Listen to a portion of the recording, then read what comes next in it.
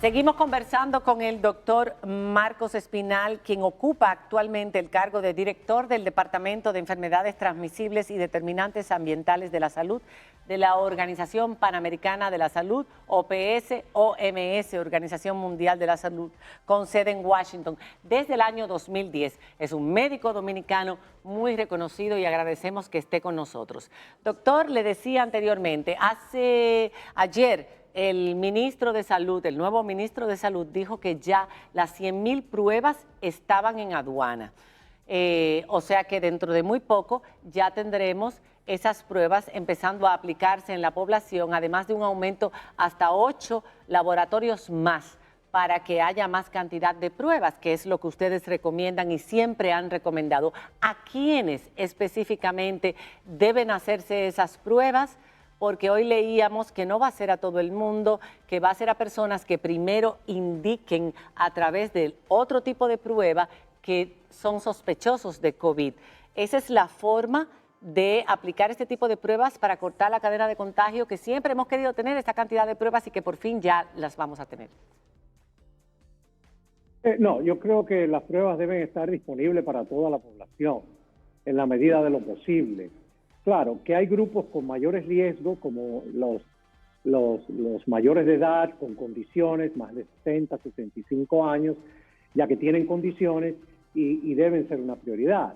Pero lo que se está observando ahora mismo en el mundo es que está variando esa curva y los jóvenes están siendo más afectados, porque ya con nuestros mayores están tomando medidas y mayor prevención.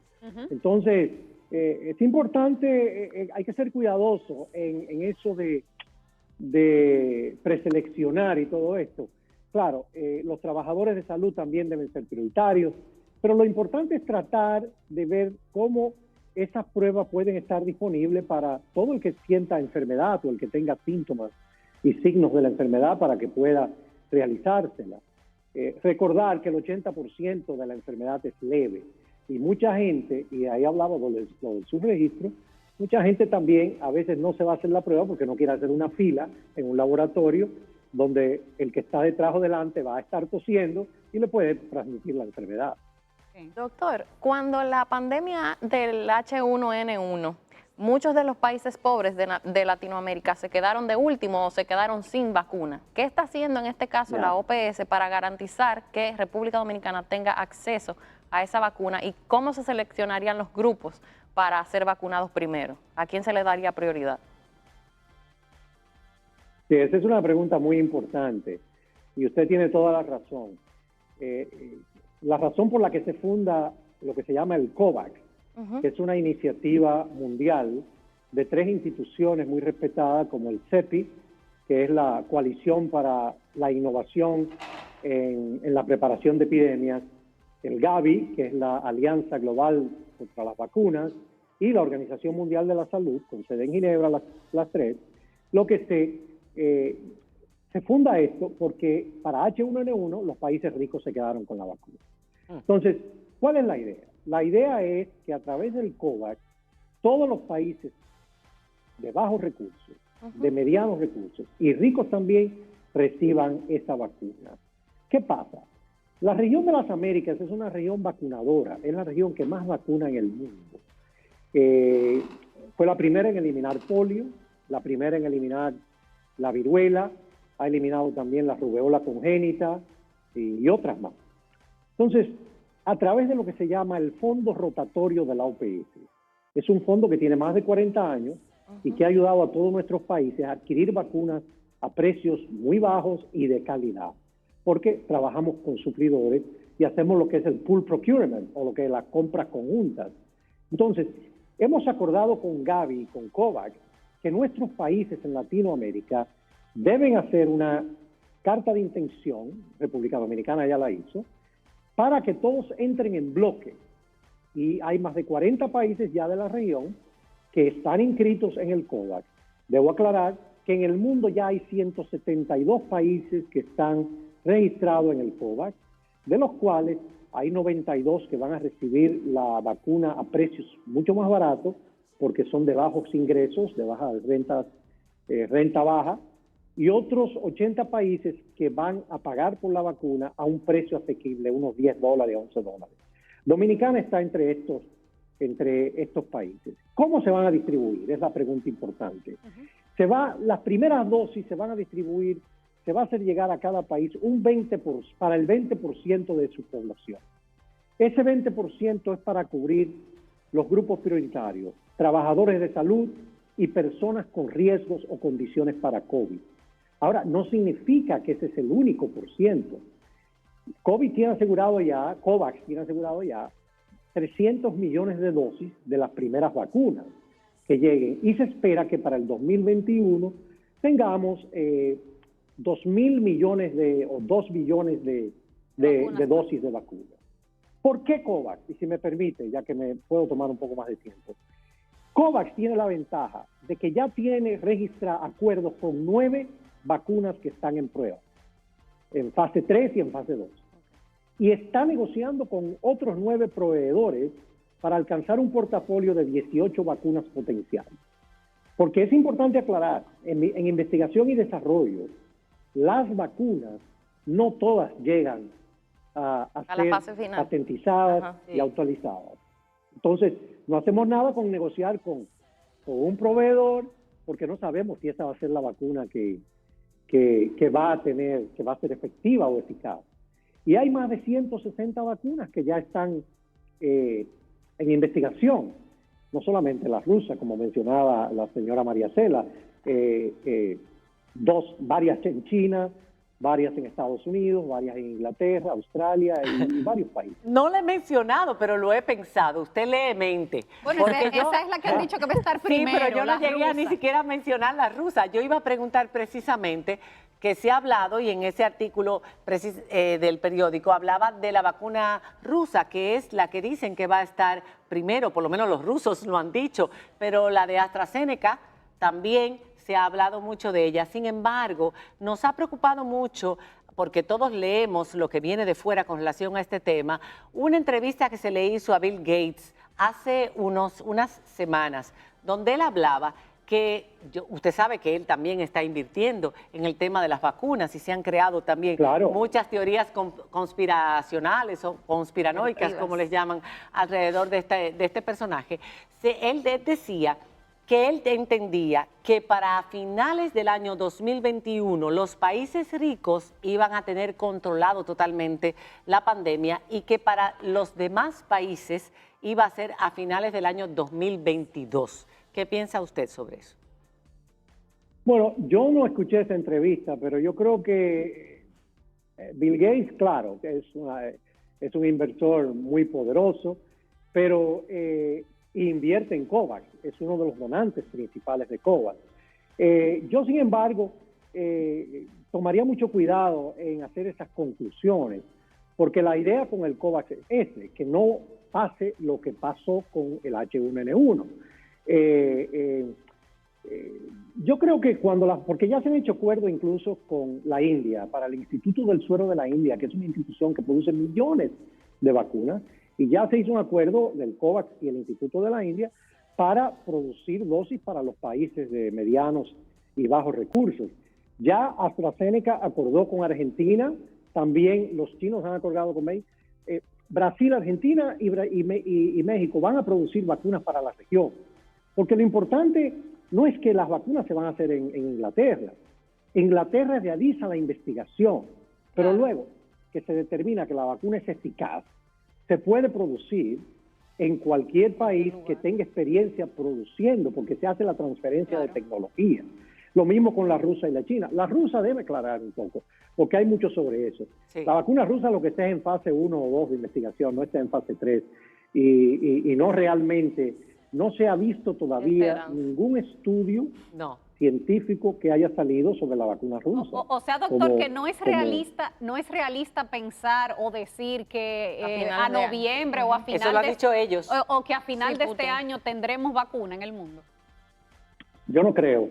Yo puedo estar equivocado, como siempre, porque puede pasar que uno se equivoque, pero no, yo creo que la vacuna honestamente va a estar el año próximo, a principios del año próximo, porque luego de que, supongamos que Oxford nos diga que la vacuna es eficaz. Cuando los estudios y los datos se sometan a revisiones por paneles de expertos independientes, que es lo importante. Luego de eso hay que empezar con la manufacturación, la producción, hay que precalificar la vacuna, hay que utilizar la logística de los programas nacionales de inmunización. Es todo un proceso que conlleva. Es por eso que no debemos desesperar, porque los procesos de las vacunas en tiempos normales toman 10 años. Muchos años. Pero estos no son tiempos normales. Doctor, ¿por qué tantas? No son tiempos, y por eso creo que la vamos a tener el año que viene, porque realmente hay un interés marcado y una carrera muy fuerte para tener, y puede ser que tengamos 3 o 4 vacunas que sean efectivas, porque se están usando diferentes métodos. La vacuna de Moderna, por ejemplo, es diferente a la vacuna que se está... Exacto. Moderna en Massachusetts, diferente. Moderna, AstraZeneca, Oxford, los rusos. Doctor, hay más de 160. ¿Por qué tantas incongruencias entre la OPS, la OMS y la FDA de Estados Unidos en cuanto al tratamiento base para el COVID-19? ¿Ya hay algún tratamiento específico, un protocolo específico que se pueda seguir en todos los países o no? Bueno, mire, quiero aclarar, la OMS y la OPS no tienen incongruencias con la FDA. La OMS y la OPS son agencias internacionales de salud pública. La FDA es una agencia nacional de Estados Unidos. Es una agencia que traza políticas para un país. Ahora, que tiene mucho respeto internacionalmente, claro está. Pero usted ha visto lo que ha pasado con la situación del plasma, que es donde se anunció la autorización de emergencia y ya ayer numerosos científicos de Estados Unidos han dicho que no es realmente, que ha sido una autorización un poco apresurada. La OPS y la OMS no pueden recomendar tratamientos basados en experiencias personales. Las experiencias sobre, por ejemplo, la hidroxicloroquina, que mucho se habló, la ivermectina, todavía no hemos observado el primer estudio doble ciego, aleatorio, que nos permita concluir que es eficaz. Las experiencias personales son bienvenidas y son aceptadas. Y aclaro, se permite el uso de emergencia de estas medicinas, como lo hace la FDA. Pero usted puede observar que la FDA incluso tuvo que retractarse con la hidroxicloroquina. Sí. O sea, es un poco delicado porque la reputación también está en juego. Y nosotros creemos que va a llegar y va a haber medicina. El Remdesivir está aprobado, disminuye el tiempo de hospitalización, está aprobada la dexametasona, y van a venir otros. Lo que pasa es que hay que ser pacientes y por lo tanto implementar las medidas no farmacéuticas. A ver, doctor, hay un dilema que es mundial, pero que lo tenemos también los dominicanos, y es cuándo volverán los estudiantes a las aulas, cuándo se podrá regresar otra vez a las clases presenciales. ¿Qué piensa la Organización Mundial de la Salud sobre esto para países como República Dominicana? Aquí el Ministerio de Salud Pública recomendó que no se inicie el año escolar de manera presencial. ¿Dónde tiene que estar la tasa de positividad para que eso pueda ocurrir? Con una tasa de positividad de 30% no es recomendable. ¿Y por cuánto tiempo? Abrir, exactamente. Con una tasa... la tasa de positividad, lo recomendable es bajarla a 10%, ideal a 5%. Y ver que esa curva esté aplanada. Ahora, esa tasa de positividad debe tener ya por lo menos un par de semanas que está sostenida. Claro, en 5. Porque estamos viendo que un día sube y un día baja. Entonces, hasta que no tengamos esas... yo creo que es muy loable la decisión del presidente de la República de tratar de proveer a través del Programa de Naciones Unidas para el Desarrollo de laptops y tablets a todos los estudiantes y de entrenar. Creo que es el hacer educación presencial con una tasa de positividad tan alta es un riesgo muy fuerte. Porque también afecta a los niños. Sí. Y recordar que los niños también hacen algunas complicaciones. Es verdad que tienen un sistema inmunológico más fuerte, pero hacen algunas complicaciones, como se ha visto con el síndrome de Kawasaki. El síndrome de Kawasaki. Hay que ser cautos. Y bueno, si hay que extender el año escolar, si empieza en noviembre, lo extendemos. Y bueno, que tengan un verano un poco más, Usted hablaba, más largo. Claro. Usted hablaba de países como Chile. Nosotros hemos tenido mucho contacto porque hemos visto y tuvimos una artista muy conocida aquí que estuvo con nosotros y hemos visto cómo ha sido la evolución en Chile. Chile ha logrado bajar ahora porque volvió a cerrar completamente. Nueva Zelanda, que fue uno de los primeros países que pudo controlar totalmente la pandemia, ahora está hablando de cerrar nuevamente. República Dominicana vive del turismo. El turismo es fundamental para nuestra economía y estamos haciendo todos los aprestos, y de hecho ayer se presentó un plan para promover la llegada de turistas a nuestro país en la medida de lo posible. Una de las cosas que se quitó, que se eliminó de lo que antes se había pensado, era la vacuna, era la solicitud de que estas personas llegaran con una prueba de que se habían hecho recientemente la prueba del COVID-19 para saber que eran negativos, o en caso de no, hacerle pruebas en los aeropuertos, lo cual era un absurdo porque era un desastre. Entonces, ahora todo eso ya se eliminó en República Dominicana. Y una de las preocupaciones de la gente, bueno, aquí nos están encerrando más tiempo, nos van a controlar más tiempo para poder bajar esta tasa de positividad, pero a medida que vaya llegando más gente, pueden haber nuevos brotes. En Nueva Zelanda, esa es una de las causas, la gente que llega a la isla con el COVID-19. ¿Qué usted piensa sobre eso? ¿Realmente fue una medida sabia quitar esas exigencias para los viajeros, para facilitar la llegada de viajeros a nuestro país? Sí, creo que fue una buena medida. Le explico por qué. La medida de exigir pruebas es beneficiosa cuando el país no tiene casos, que es lo que se llama la fase de contención, antes de llegar los casos al país. Pero ya que el país tiene transmisión comunitaria, que tenemos una tasa de 30%, ese no va a ser el principal problema de República Dominicana. No tiene efecto el pedir esas pruebas en un aeropuerto. ¿Por qué? Porque usted puede llegar con su prueba que está negativo, pero puede contaminarse en el avión. Exacto. Cuando está hablando con alguien, o puede contaminarse en el aeropuerto, en los aeropuertos. Entonces, no es una medida que va a impactar, al contrario, puede beneficiar, porque el problema de República Dominicana ahora mismo no es los turistas que lleguen con COVID, es los dominicanos con una transmisión comunitaria alta. Pero yo le preguntaba, cuando bajáramos nosotros la tasa hasta el 5%, que es lo ideal para poder abrir, y por eso estas medidas de restricción de movilidad y el estado de emergencia, pero dejando que los turistas lleguen, y esperamos que lleguen en este año y sobre todo a finales de año, que es la temporada alta, no exigirle las pruebas. Mucha gente está protestando por esa medida. ¿Usted entiende que aún bajando nosotros al mínimo nuestra tasa de positividad, el no exigirle las pruebas a los turistas es lo más adecuado para nuestra economía y para nuestro país? Hay que poner en la balanza, como usted dice, todo eso, la economía, el turismo, las finanzas. Entonces, el turismo, si nosotros bajamos, como bajó en Italia y en Nueva Zelanda, yo lo que creo es que se apliquen los protocolos en los aeropuertos y en los hoteles para una detección rápida de cualquier turista con signos y síntomas. Porque lo que se recomienda cuando se va a reabrir, y uno de los problemas de Dominicana fue ese, que reabrieron muy pronto. Así es. Y no tenían el sistema rápido de detección de casos, porque la clave del asunto es, un turista puede llegar con COVID, pero si se detecta rápidamente y se aísla y se identifican los contactos, se puede cortar lo que se llama la cadena de transmisión. Entonces, es costo beneficioso.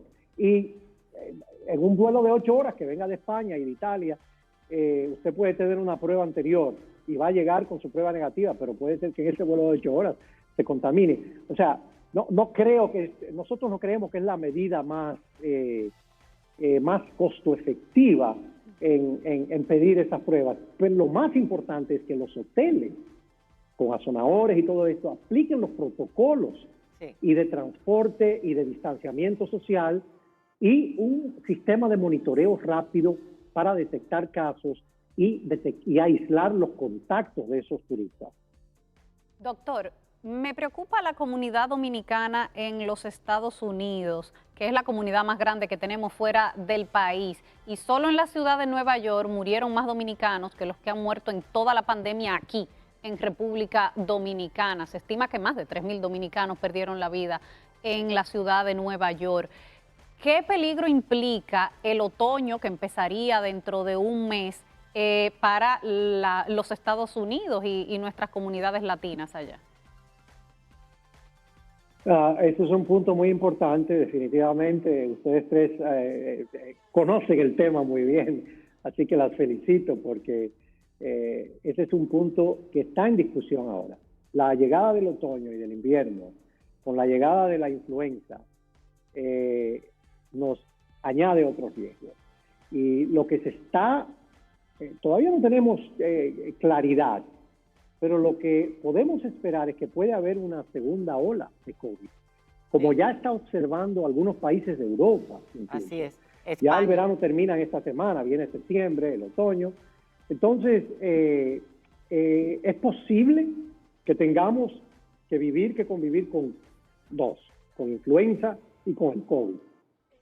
E incluso, no podemos descartar que el COVID se convierta en una enfermedad totalmente igual que la influenza, que todos los años haya que vacunarse, porque, como ustedes deben haber escuchado, recientemente se ha confirmado la reinfección de un caso en Hong Kong y de un caso con un virus COVID, pero diferente al primero que tuvo. Una cepa distinta. Claro, si hay el genoma de los dos virus era diferente. Es el mismo COVID, pero lo que significa porque los virus mutan siempre. Entonces, en el otoño hay que continuar con las medidas hasta que tengamos esa vacuna. Eso es... y aprender a vivir con el COVID. El distanciamiento social funciona. El uso de las mascarillas funciona. Ahora, hay algo importante que debo aclarar. No tenemos todavía todas las respuestas con el COVID, porque todavía no tenemos ni siquiera un año calendario con dicha enfermedad. Y todavía hay estudios que sugieren que las personas que no tienen síntomas pueden transmitir hasta un 44% de los casos. Sí. Eso que usted acaba de decir es muy importante para cerrar. O sea, ese caso entonces la OMS ya lo considera como bueno y válido. El de Hong Kong, el de Corea, fue en Corea. Sí, esa persona que se volvió a infectar con una cepa distinta muchos meses después. Sí, es bueno y válido. Es decir, que la inmunidad de rebaño, de la que muchos hablábamos, que con el tiempo toda la gente contagiada ya iba a crear esa inmunidad, que tampoco se sabe cuánto tiempo duran esos anticuerpos en el organismo, eso ya no es válido. Para que la gente esté clara que aunque le haya dado el COVID, le puede volver a dar. Eso bueno, vamos a dejarlo como mensaje. Hay que ponerlo en contexto. Los coronavirus crean inmunidad y se ha visto en el SARS, la otra epidemia que ustedes recuerdan, inmunidad de hasta 2 años. Entonces, todavía no tenemos claro qué tiempo dura la inmunidad luego de ser afectado la persona. Va a durar por lo menos varios meses, porque hay coronavirus que repiten. Hay 4 coronavirus que producen gripe normal y ellos repiten muy frecuente. Entonces, no este caso se confirmó, es un virus diferente. Ahora, no se espera que la mayoría de los casos vuelvan a repetir. Habrá que esperar.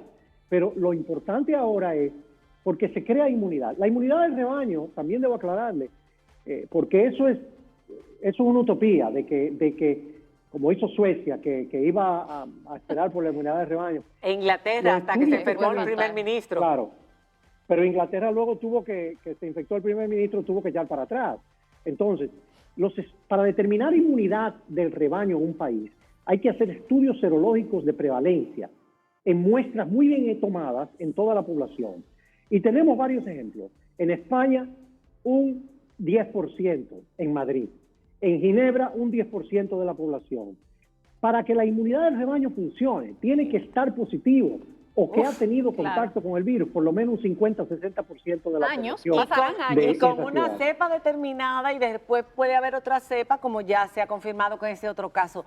Es decir, que tenemos que seguir usando la mascarilla y manteniendo el distanciamiento social, que en República Dominicana es muy difícil de concienciar a la población, sobre todo a un sector de la población que sigue sin entenderlo. Y sobre todo los jóvenes, que vi que la OPS dijo que los jóvenes eran los principales entes de contagio en el mundo entero. Y que se están enfermando y están muriendo muchos jóvenes también, aquí Por eso en es muy República importante, Dominicana.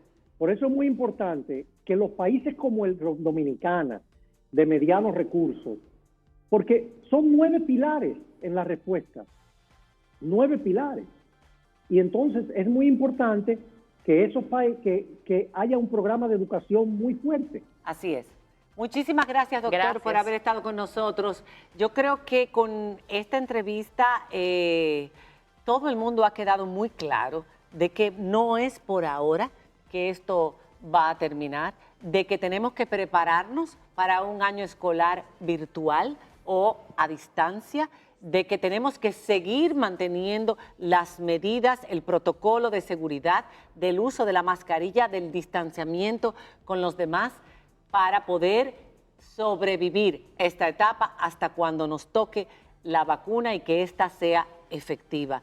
Gracias, y es un orgullo, vuelvo y reitero, para República Dominicana tener un médico también preparado, ocupando esta posición tan importante en un momento de crisis mundial y sobre todo para América Latina, que es ahora el eje de esta pandemia. Gracias, doctor, por haber estado con nosotros.